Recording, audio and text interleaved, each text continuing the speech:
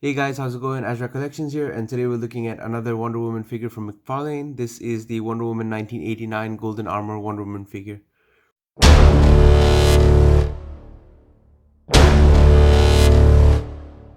So initial thoughts on the figure, I think it looks absolutely beautiful. I don't know why, but movie figures really get to me. So I think this is a great looking figure. There's a lot of details going on. There's a lot of sculpt that's just there everywhere on the body. So from what I can see on the pictures on the internet, based on Gal Gadot's armored figure, I mean armored look, yeah, there's most of the details are here. I think the head sculpt looks accurate. Does look like Gal Gadot as well. The helmet looks pretty cool. There's a lot of details on the suit. You can see there's a lot of texturing and all that going on. So that's pretty cool. I think, yeah, this figure does represent Gal Gadot in that movie with that kind of suit really well. But we probably have to watch the movie to figure out if it's really accurate or not. So let's check out the articulation on this figure just without the wings, because I know the wings will get a little bit in the way of the figure. But yep, so the head can not look up that much, or it can look down, but because of the hair, it can't look back that much. Head can turn side to side, can get a little bit of pivot in there as well. The shoulders are on balls, so they can go out. That piece is flexible there, so it's just allowing all kinds of movement. Well, unless you want to do a full rotation kind of movement.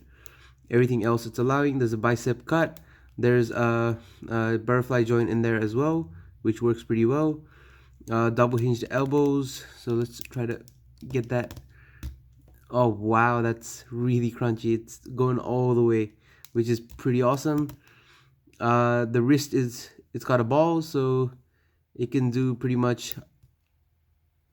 Well, that's a bit stiff. I don't want to break it, but I think it can go up and down, and it can go all the way around. I think you just have to configure it correctly. Let's give it one more shot. Oh.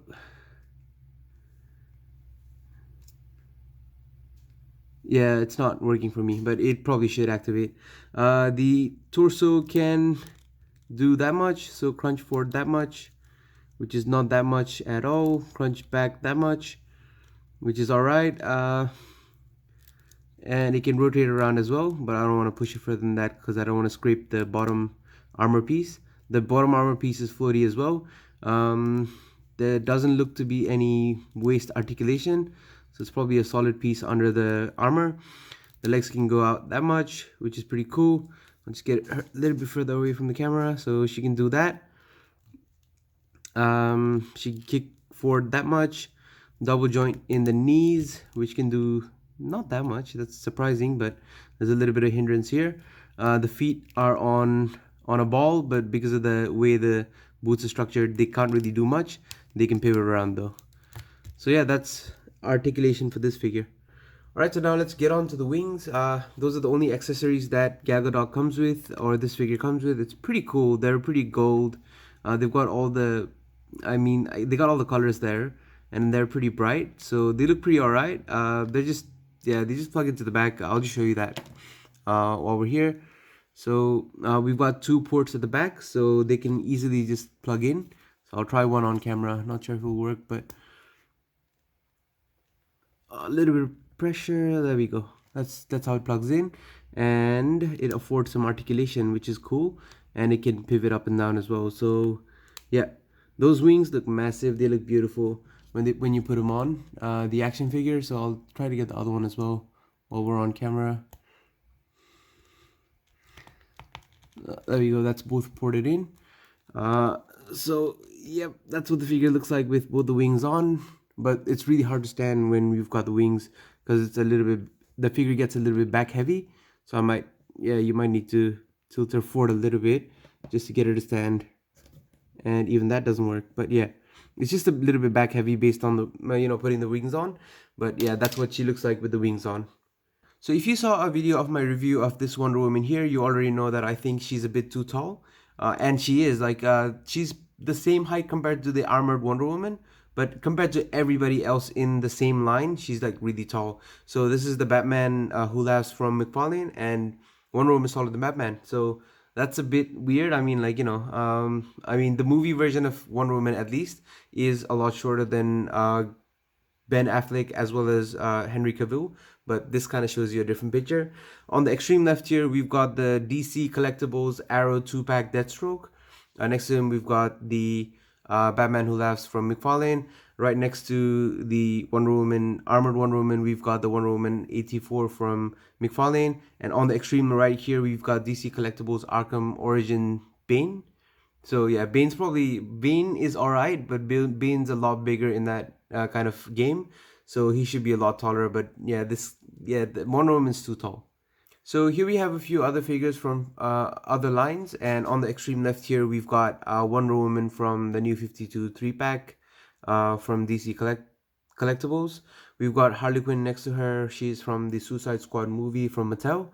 Wonder Woman in the middle, obviously. We've got Black Widow here from Marvel Legends. I think it's for one of the MCU movies. And on the extreme right here, we've got the Mattel DC, I don't know what it is, Superman. It's Kingdom Come Superman. And basically everybody else is way too short. This is a 7-inch line figure, so she's also short. Everybody else is obviously 6 or 6.5 inch, so they're just way shorter. So this figure is really tall. But keep that in mind if you're trying to get her.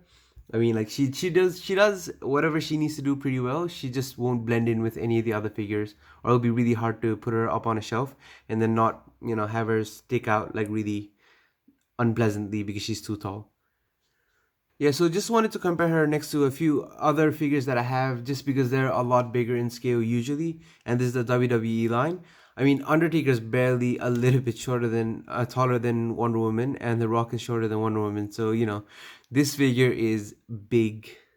So in conclusion, I feel like this is a great Wonder Woman figure. She's got everything that you would need in a Wonder Woman figure, especially the armored version. The wings are little bit too heavy, so she can't really stand properly. I tried to pose her with the wings for the conclusion, but I just couldn't get her to stand.